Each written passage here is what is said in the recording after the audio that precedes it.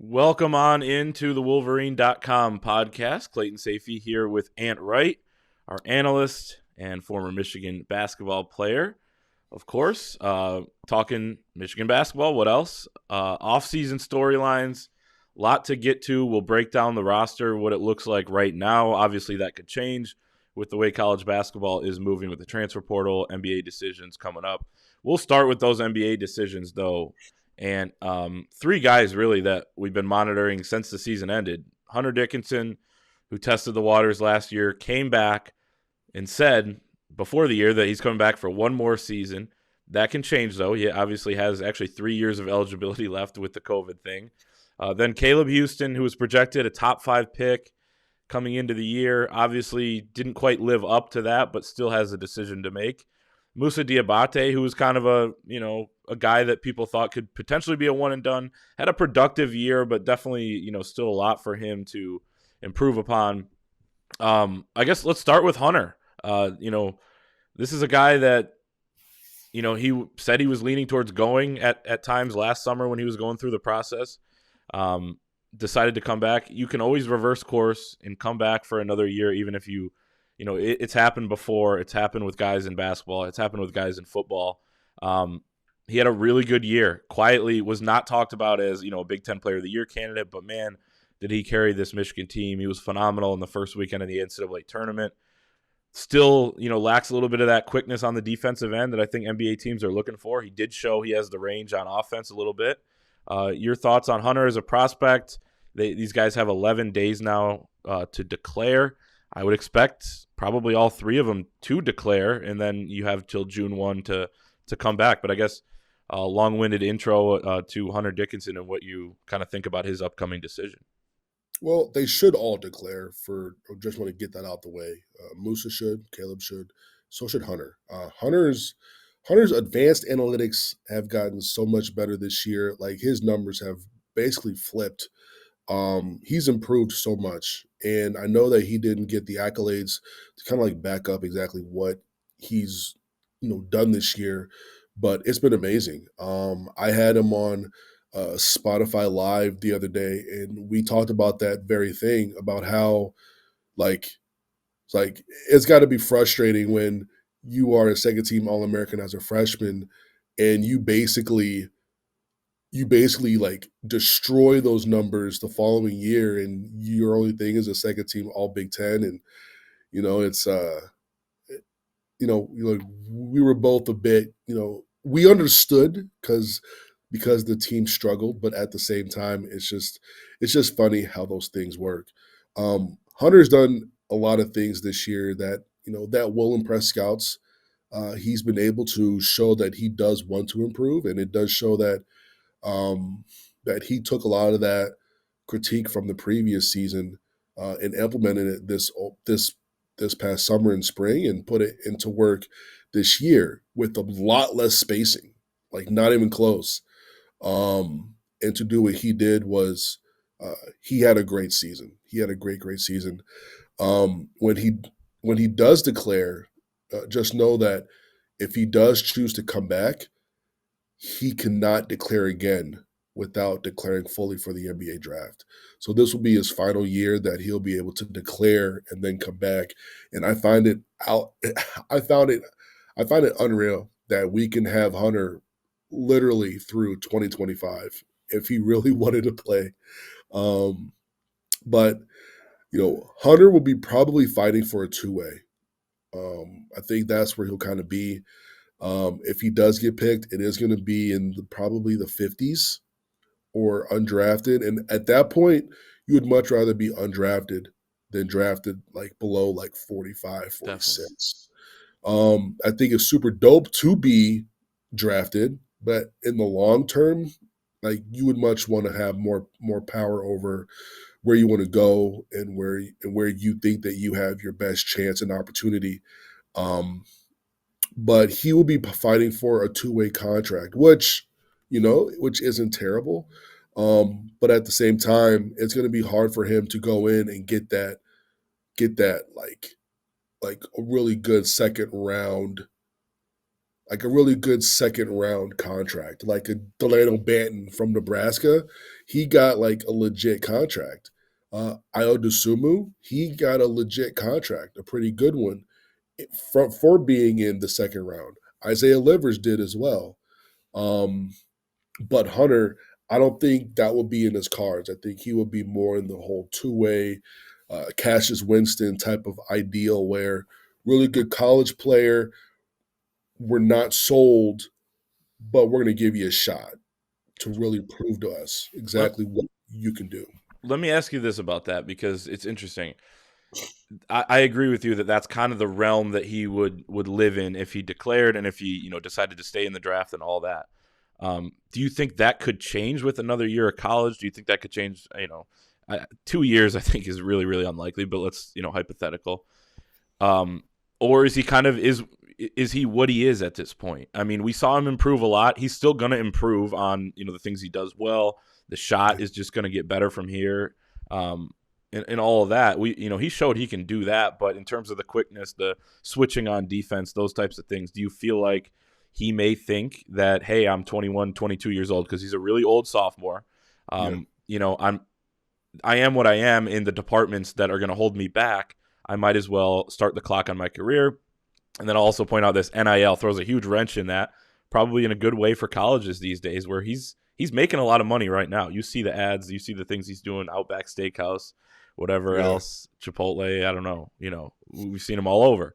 So that throws a wrench in it too. But just your thoughts on that, like the fact that some of these guys are like, well, I'm not going to be able to become what they want me to become in college either way. Physically, I am what I am. Maybe start the clock on the NBA career or pro career right away. It does give them a nice option where they can still stay in, uh, in college, but also the NIL thing. Like I can also stay here, build my legend, but also get paid a bit as well too. Changes the game for sure, but those NIL opportunities have to be there, and they have to make sure that they're like he's reaping the benefit of that still being a very big factor in this whole thing. Um, I wouldn't mind him having some conversations with Luca Garza. It's like, hey, Luca, hey, you staying, like you kind of knew where you were going to be at, and no matter what was the reasoning behind staying at Iowa for as long as you did? And he could just tell him like, hey, look, I was a legend, got my jersey hung up, graduated, all that fun stuff. Well, unless you were born 70 years ago, you don't get your jersey hung up in Chrysler, apparently. So That's so I true. think that's got to change. That's got Yeah. to change for sure. But uh,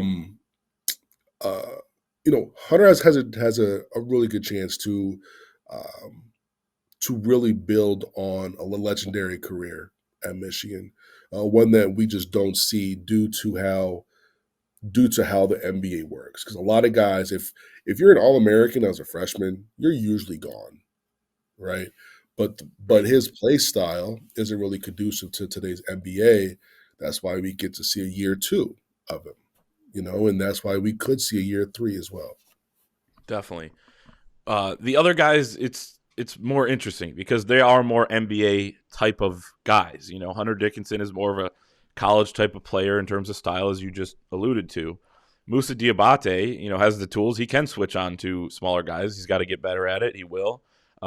His jump shot's got to get better and things like that. But there's a lot of potential there. There's a reason why he was talked about as a potential one and done, even though he's only been playing basketball for a few years. Now, I would point out he would be Michigan's second one and done in the last 2 decades, and he was the 5th leading scorer on the team, which is just crazy. But again, the NBA isn't as much about production as it is about potential. So, you got to keep that in mind as well. But with Musa, your thoughts on him? He would be a guy, he's in the G League next year. Like, he's not going to play in the NBA next year, but he could have that money coming to him. I think they have figured out some things with NIL with him being a foreign player, but he's wanted to be a pro. This is kind of the goal. He has obviously situation that we don't fully know. So that could be a factor there. Just trying to get that money, start the pro career, know that he can develop there. Your thoughts on Musa? A really really complicated one. Yeah, so in my opinion, Musa has the best shot at getting drafted and getting an actual contract this coming year. Um, and the main reasoning is because of his measurables and just how his game is able to translate. You're talking about a 6'10", 6'11", arms what like 7'3", 7'4", Crazy long. high motor, crazy active. He has broad shoulders too, so he could put on some more really good weight. Um, in a game that is very pick and roll oriented, he is going to be a really good pick and roll guy, a lob threat, a lob guy. Defensively, he should do well, especially guarding the pick and roll. Maybe he's not good now, but eventually, it's all about what he projects as, right? So, there are a lot of guys like him right now in the league who are doing pretty well. We're doing pretty well, and he does have to figure out his jump shot. Um, but he would have in my opinion, the the best shot, and I think it's not even close of getting to an NBA team. Um, and he can slip to like mid-second, possibly mid-second, early second. I think if he has some good workouts and tests right, and some things go his way, I think he can find his way into that like mid-early second and not go for a two-way and like have like a legit like 2 year with like a third-year option or something like that. Okay, so you disagree with me that he would, you know, he's developed, I guess, enough to potentially play in the NBA as opposed to the G League next season. I agree. He probably could get I think drafted. he could be G. I think he could be G, but like that's part of like the whole. Sure, That's absolutely. like he would go back and forth still. Yeah. You know what Okay. I mean? But contract wise, I think he could still get like that 2 year deal, and not a two way. Got But he'd still he'd still bounce back and forth for sure. okay. Got you there. And then Caleb Houstan is a really really interesting one as well because um I think his downfall this year, he ended up actually shooting a pretty good percentage from three. He was really good at home, as we Yeah, had, kind of talked about throughout the season, how crazy those splits were.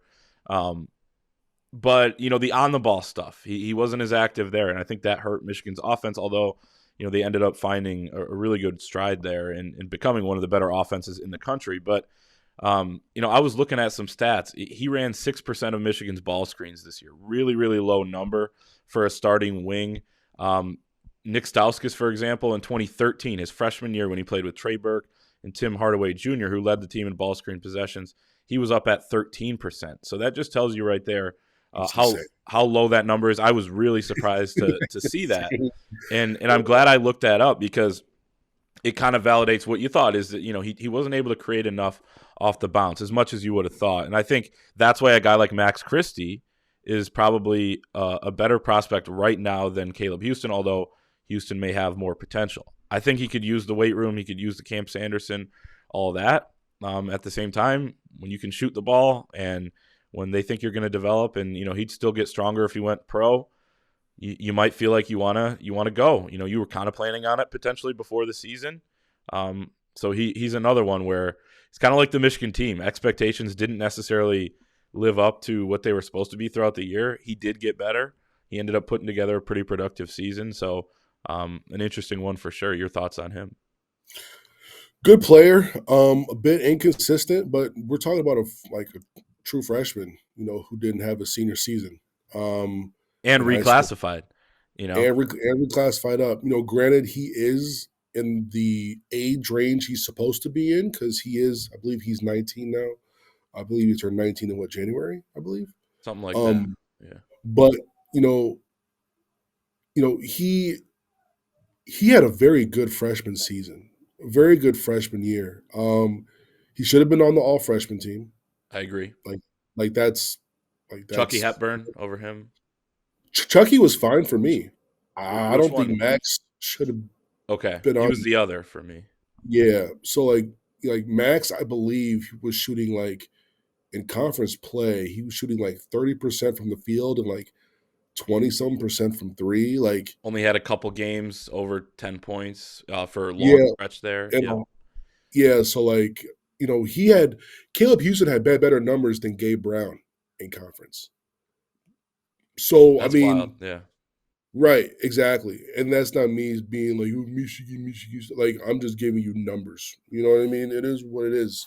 The green wall working real hard. This is going to be clipped. The green wall working real hard, bro. No, but Caleb Houstan was a bit frustrating. I get it. And it was frustrating because it was like he'd have a few games where he was like real solid, right? But then there were games where he was blazing hot or just ice cold. And I think that's why fans were so hard on him. It's almost like they would rather be be like warm in games and like, okay, he's kind of cold tonight, rather than like these huge gaps, like go 0 for 12 once and then go 6 for 8 the next game. Like, like just too many of those polarizing performances is why. People hate uncertainty, and he was kind of a microcosm of the entire team. I mean, Yes, he was. Michigan was 10-1, I believe, when he scored 13 or more points. So yeah, you're right. Like he heated up, and it usually led to wins. And then, in the losses, you could look at the box score and say, "Oh, Caleb Houstan only had 4 points." So he was kind of Right. a guy that you could point to, and it's probably fair at times. He disappeared, I thought, against Villanova being an example too. They needed him to hit a few shots for sure. Yeah. And then there were games like I think it was it Ohio State? Was it He Ohio went State? scoreless. He went But scoreless at Ohio yeah, State. like over 10 over. But I thought that was one of his better games. Yep, his shots. Like, he didn't shoot well, but like defensively and on offense, the way that he was able to, make everything work. He was in the right places. He was making the right plays. He had, I think, one bad shot that was on the little pin down curl that he like clanked off the side of the backboard, which is really, really bad. But in that game, 0-10, 0-11, real ugly shooting performance. But man, I just thought that was one of his better games overall in terms of him being just dialed in. I thought what was very underappreciated and overlooked this year was how Hunter was able, not Hunter, but how Caleb was able to struggle and be so inconsistent, but still just be super dialed in at all times. And as a freshman, if you're not scoring or giving something offensively, a lot of times you end up you if you're not scoring, other things start to impact your game as well. And he never let that happen. Um so I do like that. And that shows to like his maturity, and that shows to his mentality. Definitely. And I think that is something he developed throughout the year. I thought early on, he did maybe let it impact his defense a little bit. But at the same time, he had to grow within the system. There were a lot of guys and a new point guard as well, and Devontae Jones, who had a slow start to the year. They didn't really know where they were supposed to be, but they just kept hammering it away. And Caleb Houston's a guy that came a long way, I thought, in that area for sure. So those are the three, basically the decisions. Of course, you could have a guy or two transfer as well, and that's a possibility. You see what's the count up to right now in the transfer portal? Like, What's the count, dog? 1,300. I haven't checked the count in like 4 days. Let me check it now though. Okay, so he's Live count. yeah. 1,000. Oh, go ahead. 1,317. Okay, I was close. 1,300. Yeah, so a crazy amount, and that displays Michigan could get somebody in at some point. That might take a while because they're still figuring out what they have. Right now, they're at 13 scholarships, so they're full if everybody comes back. But again, those guys will probably declare and then have until June 1 to pull out of the draft. So that's a huge process. You could have a guy leave, which would open up a spot. So Michigan's doing a good job, I think, of kind of feeling things out, reaching out to guys in the transfer portal, recruiting them, while also having some uncertainty with what their numbers are going to look like. But let's talk about the roster as it currently looks right now. And again, that won't be what it is come probably the fall.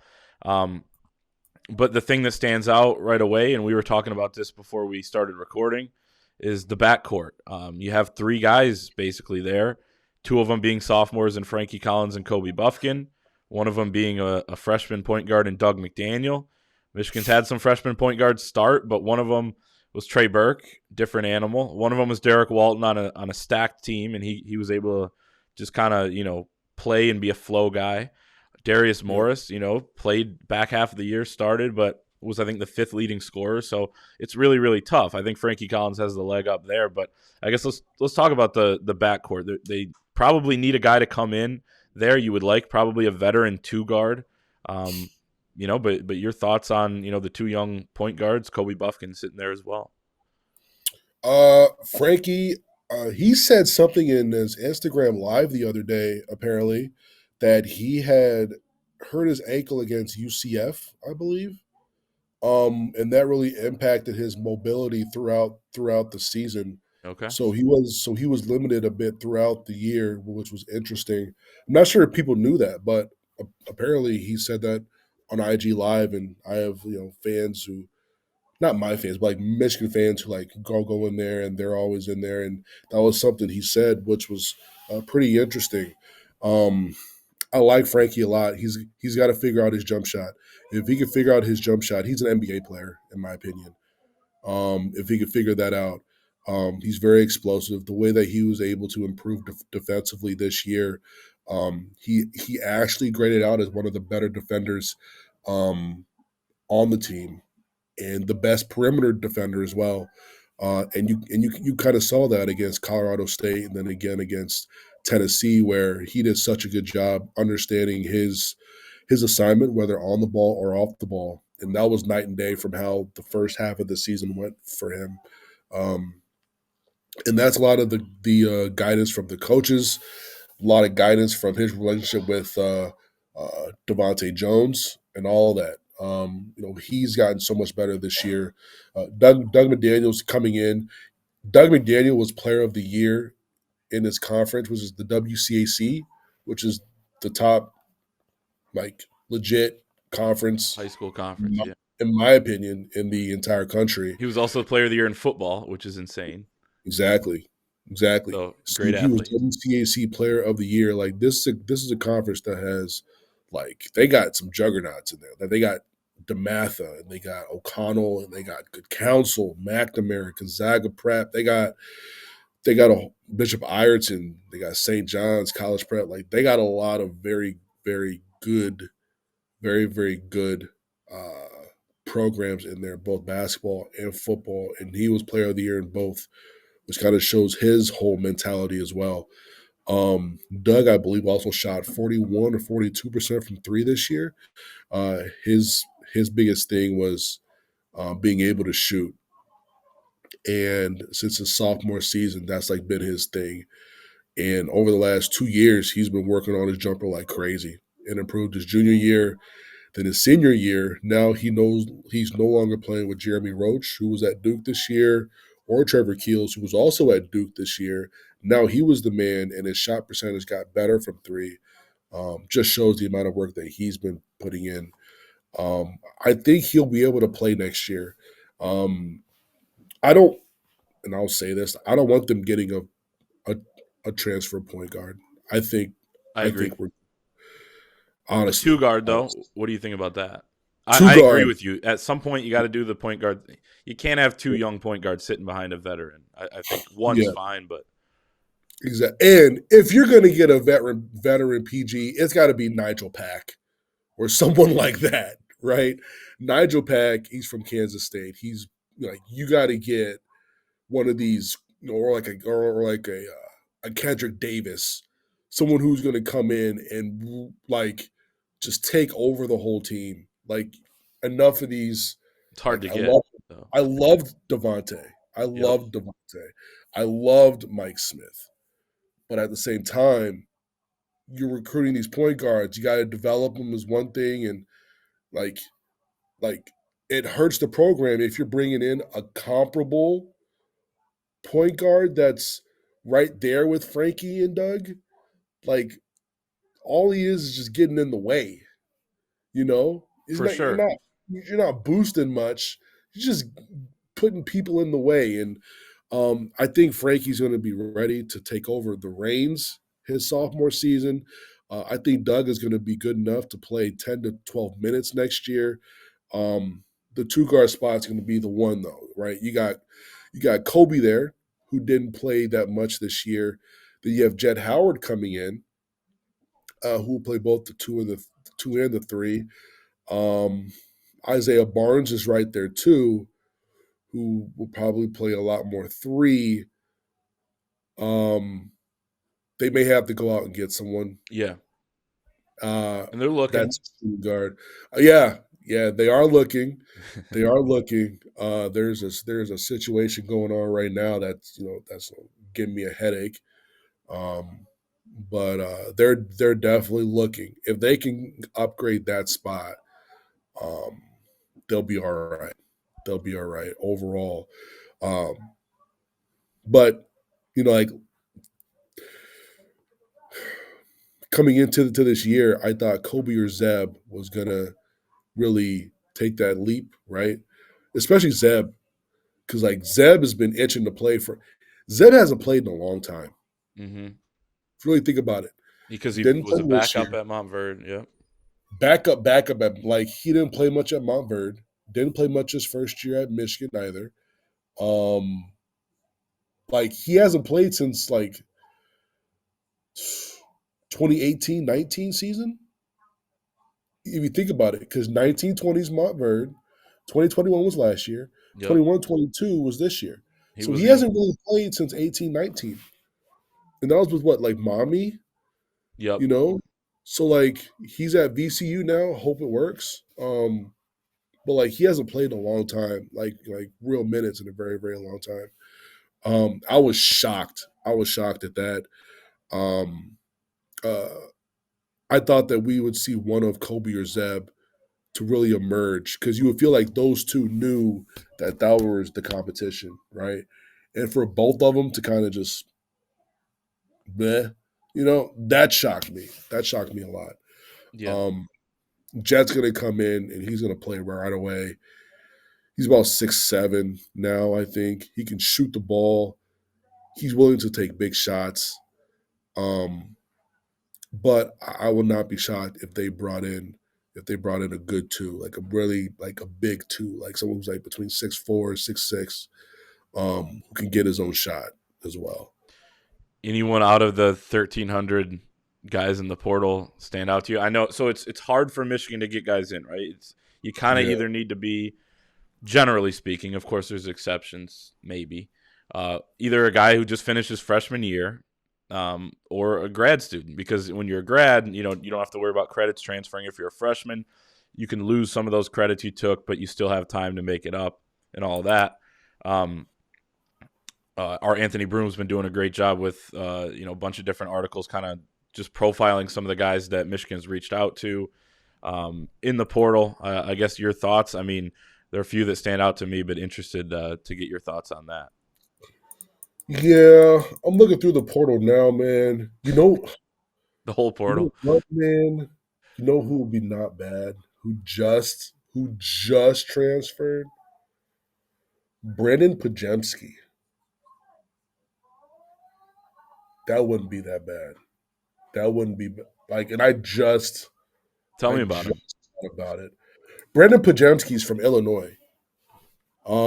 Top 100 kid. I kind of compared him to Luke Kennard coming out of high school. Lefty, can really shoot the ball. Crazy talented, hard worker. Um, really good ball player. Left-handed shooter. 6'5", 6'6".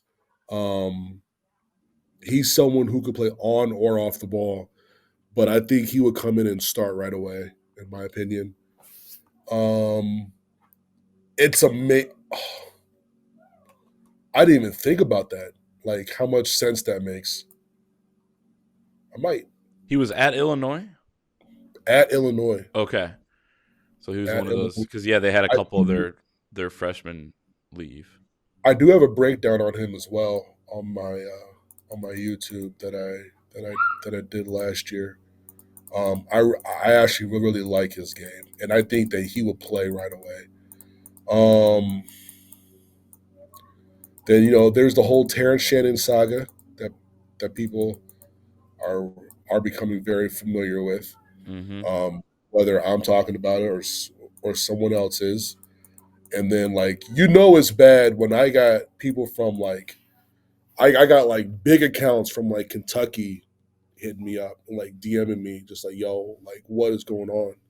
Then it's bad when like Illinois accounts are hitting me up like yo like this is what's going on here, and it's like it's a lot deeper than what people think.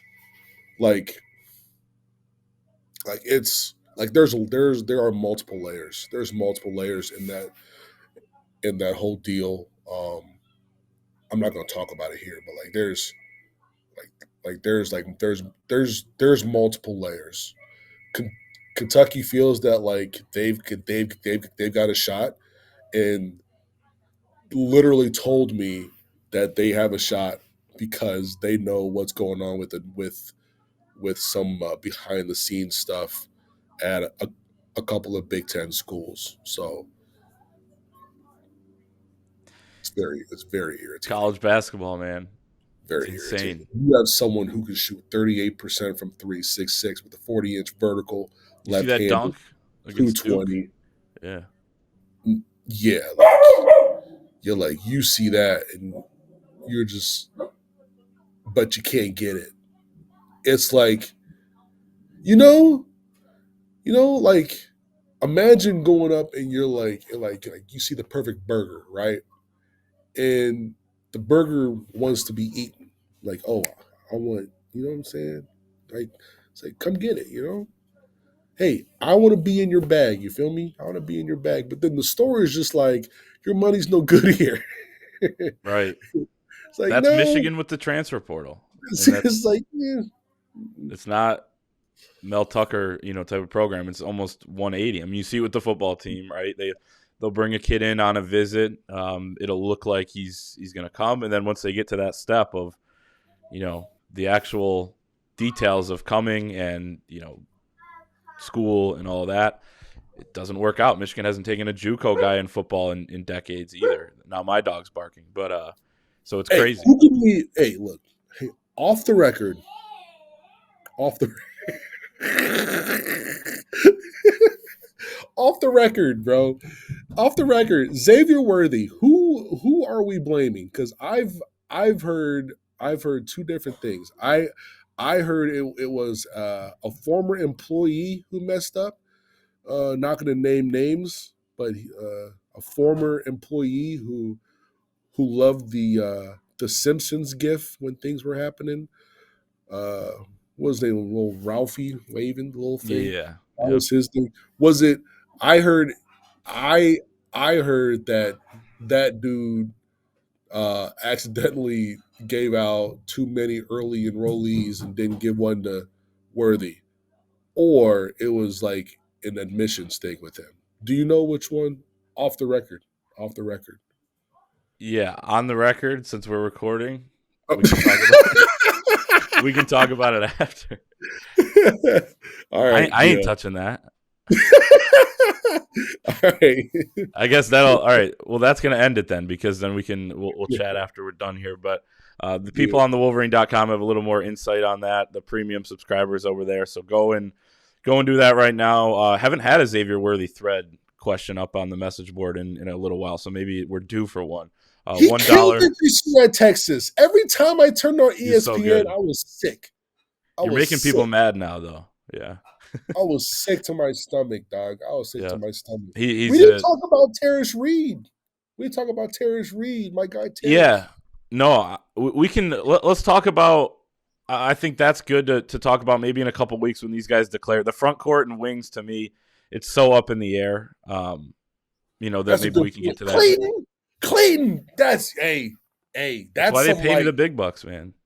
man, that's some like Einstein level worth of deep thinking there, bro. Like Oh yeah, you're absolutely right. There's way more limbo going on with the front court than what's going on with the backcourt. Backcourt, we know what it is, and we know where we need some plugins. Mm-hmm. But yeah, that 3, 4, and 5. You know what, Clayton? There you go. That's the thing. I watch out for you. And we're gonna have Ant back on. I think we'll do every other week here throughout the offseason. So the college basketball offseason is basically a season in and of itself. So we are gonna continue to break things down, continue to talk about it. Things will change. I think in the next 2 weeks we'll have that deadline, depending on when we record, where those guys will either have declared or not, and that'll spice things up as well for the rest of the offseason. But and then when they're going through workouts and all that, so there'll be a lot to talk about. Keep it locked here. Also join us at thewolverine.com. $1 gets you an entire year, and we will see everyone next time.